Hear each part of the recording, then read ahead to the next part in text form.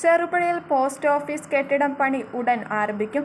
ഇത് സംബന്ധിച്ച പരിശോധനകൾക്കായി civil division executive engineer Ajith കുമാറിന്റെ നേതൃത്വത്തിൽ ഉദ്യോഗസ്ഥ സംഘം സ്ഥലത്തെത്തി പരിശോധന നടത്തി. പതിറ്റാണ്ടുകൾക്ക് മുമ്പ് ചെറുപുഴ സബ് പോസ്റ്റ് ഓഫീസിന് കെട്ടിടം നിർമ്മിക്കുവാൻ പോസ്റ്റൽ ഡിപ്പാർട്ട്മെന്റ് വില കൊടുത്ത് വാങ്ങിയതാണ് 35 സെന്റ് സ്ഥലം. എന്നാൽ കെട്ടിടം പണി മാത്രം നടന്നില്ല. ചെറുപുഴ ടൗണിന്റെ ഹൃദയഭാഗത്ത് കാട് പിടിച്ച് കിടക്കുകയായിരുന്നു സ്ഥലം. ചെറുപുഴ മേഖലയിലെ BJP പ്രവർത്തകരുടെ നിരന്തരമായ ഇടപെടലുകളാണ് കെട്ടിട നിർമ്മാണത്തിന് അനുമതി കിട്ടാൻ കാരണം.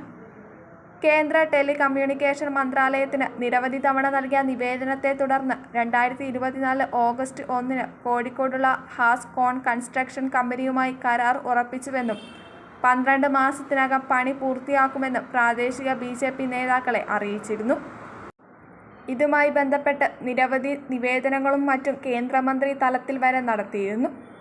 കെട്ടിടത്തിന്റെ പ്ലാൻ തയ്യാറാക്കി കഴിഞ്ഞു.